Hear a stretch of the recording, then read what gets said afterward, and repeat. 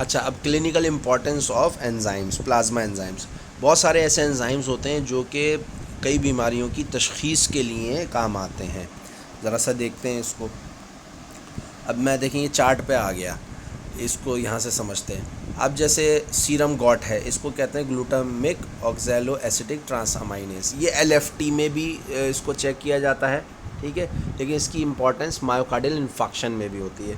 वैसे तो ये बेसिकली लिवर का एंजाइम है, लेकिन ये मायोकार्डियल इन्फाक्शन में भी चेक किया जाता था, अब नहीं है।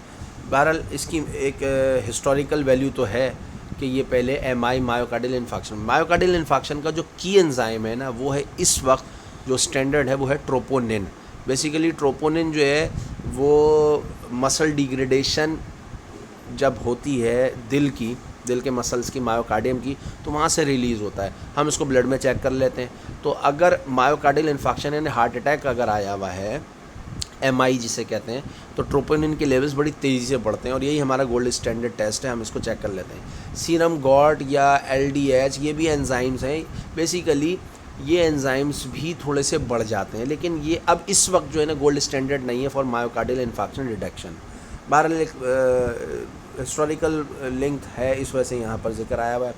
अच्छा, ऐसे ही है SGPT, ये बहुत इंपॉर्टेंट एंजाइम होता है, ग्लूटामिक पायरुविक ट्रांसअमाइनेज। इसके लेवल्स अगर बढ़ते हैं तो हम समझ सकते हैं कि कोई इन्फेक्शियस हेपेटाइटिस है, यानी hepatitis due to either hepatitis virus B और C या A, ठीक है ना।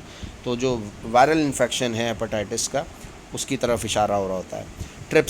ट्रिप्सिन जो है वो पेनक्रियाटिक डिजीज़ जैसे पेनक्रियाटाइटिस है उसके अंदर बढ़ जाता है। अच्छा, एक्यूट पेनक्रियाटाइटिस का वैसे इस वक्त जो स्टैंडर्ड टेस्ट है वो है सीरम अमाइलेज। सीरम अमाइलेज जो है वो बहुत ज़्यादा बढ़ जाता है, लाइपेजेस बढ़ जाते हैं, ठीक है ना, ये बढ़ जाता है। अच्छा, फिर है सीरोलोप्लाज्मिन, ये विल्सन्स डिजीज़। सीरोलोप्लाज्मिन बेसिकली जो है वो कॉपर मेटाबॉलिज्म की तरफ इशारा कर रहा है। विल्सन्स डिजीज़ जो है वो कॉपर की एक्यूमुलेशन की वजह से होती है, यानी कॉपर की पॉइजनिंग अगर हो रही हो तो विल्सन्स डिजीज़ हो जाता है। इसमें जो है बोन के अंदर, लिवर के अंदर, इवन जो हमारा जो आई है उसका जो आइरिस मसल है, जो हमारा कलर रिप्रेजेंट करता है आई का, उसके अंदर बाकायदा तब्दीली हो जाती है और वहाँ जाकर कॉपर डिपॉजिट हो जाता है। तो ऐसे पेशेंट में हम सेरोलोप्लाज्मिन चेक करते हैं, सेरोप्लाज्मिन के लेवल्स बढ़े हुए होंगे। ऐसा ही अमाइलेज मैंने भी आपको जिक्र किया था, जैसे सीरम अमाइलेज, ये लिवर एंड पेनक्रियाटिक डिजीज़ यानी एक्यूट पेनक्रियाटाइटिस में। फिर एसिड फॉस्फेटेज है, ये प्रोस्टेट के कैंसर को डिटेक्ट करता है, ठीक है। अगर खुदा खास्ता प्रोस्टेट का कैंसर का शुबा हो रहा हो, जिसकी कई अलामतें हैं, जैसे पेशाब में रुकावट हो जाना और बार बार पेशाब की तंगी हो जाना। वैसे प्रोस्टेट की दो मेजर बीमारियां, एक है बिनाइन प्रोस्टेटिक हाइपरट्रॉफी और एक है प्रोस्टेटिक कैंसर। BPH का मतलब ये कि बिनाइन है, यानी ग्रोथ तो हो रही है, एनलार्जमेंट हो रही है प्रोस्टेट की, लेकिन अभी वो बिनाइन है। तो उसके अंदर जो है वो एसिडिक फॉस्फेट नहीं बढ़ा हुआ होगा, ठीक है।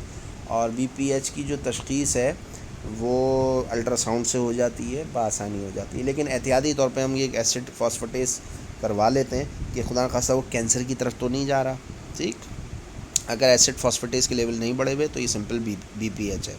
ऐसे ही अल्कलाइन फॉस्फेटेस, ये भी लिवर डिजीज़ और बोन डिजीज़ की तरफ इशारा करता है। क्रिएटिनिन फॉस्फोकाइनेज है, ये मायोकार्डियल इन्फाक्शन और मसल डिसऑर्डर, CPK इसको कहते हैं, ठीक है, CPK या CK, ये एंजाइम इस वक्त गोल्ड स्टैंडर्ड है, जस्ट लाइक ट्रोपोनिन। अच्छा, ट्रोपोनिन की किट्स भी आती हैं ना, तो बस वो 15 मिनट के अंदर या जो है ना वो रिज़ल्ट दे देता है, तो हमें डिसीजन लेना आसान हो जाता है कि ये मायोकार्डियल इन्फाक्शन का पेशेंट है या सिंपल एंजाइना हुआ है, ठीक है। एंजाइना में जो है वो ना तो ट्रोपोनिन बढ़ा हुआ होगा, ठीक है, CPK भी एज सच नहीं बढ़ता, लेकिन ये कि ECG चेंजेस आती हैं एंजाइना में, ठीक। CPK या CK जिसे क्रिएटिनिन फॉस्फोकाइनेज कहते हैं, मायोकार्डियल इन्फाक्शन के लिए एक स्टैंडर्ड टेस्ट है, और मायोकार्डियल इन्फेक्शन के लिए जो दूसरा रैपिड टेस्ट है वो है ट्रोपोनिन, ठीक है। फिर है लैक्टेट डिहाइड्रोजनेज, ये भी मायोकार्डियल, बेसिकली लैक्टेट डिहाइड्रोजनेज के आइसोमर्स होते हैं, आइसो एंजाइम्स होते हैं। इनमें से एक दो वैरायटीज़ ऐसी हैं जो मायोकार्डियल इन्फेक्शन में बढ़ जाती हैं, लेकिन वंस अगेन ये गोल्ड स्टैंडर्ड नहीं है, क्योंकि हमें जल्द तशख़ीस चाहिए होती है और शॉर्टेस्ट टाइम में हमें डिसीजन लेना होता है। तो अर्ली जो राइज आता है ना, वो CPK एंजाइम में आता है और ट्रोपोनिन में आता है। तो हमारे पास इस वक्त मायोकार्डियल इन्फेक्शन के जो स्टैंडर्ड टेस्ट हैं वो ट्रोपोनिन है और CPK है, ठीक है, जिसमें से भी सबसे ज़्यादा इंपॉर्टेंस है ट्रोपोनिन की। लैक्टेट डिहाइड्रोजनेज अब चेक नहीं होता, और अगर इसको करवा भी लेंगे तो ये 3-4 दिन के बाद इसके लेवल्स बढ़े रहते हैं। तो अगर बंदा सरवाइव कर गया तो ये LDH के लेवल्स बढ़े हुए होंगे और हम उसको चेक करते भी रहें तो अब क्या फ़ायदा। हमें तो बेसिकली इनिशियल स्टेज में हमें डिटेक्ट करना होता है और ट्रीटमेंट करना होता है, लिहाजा LDH के ऊपर अब डिपेंड नहीं करते, ठीक। अलबत्ता ल्यूकीमिया और एनीमिया में LDH के लेवल्स भी बड़े में मिलते हैं, तो वो इशारा हो सकता है। रेनिन जो है वो हाइपरटेंशन में बढ़ा हुआ होता है। अभी मैंने आपको पीछे बताया था कि रेनिन एंजियोटेंसिन सारा मैकेनिज़्म, ठीक। तो इस तरीके से ये है।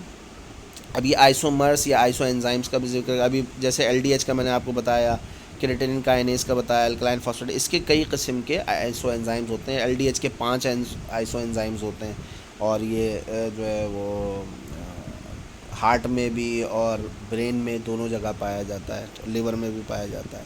तो ये इस तरीके से, ठीक है।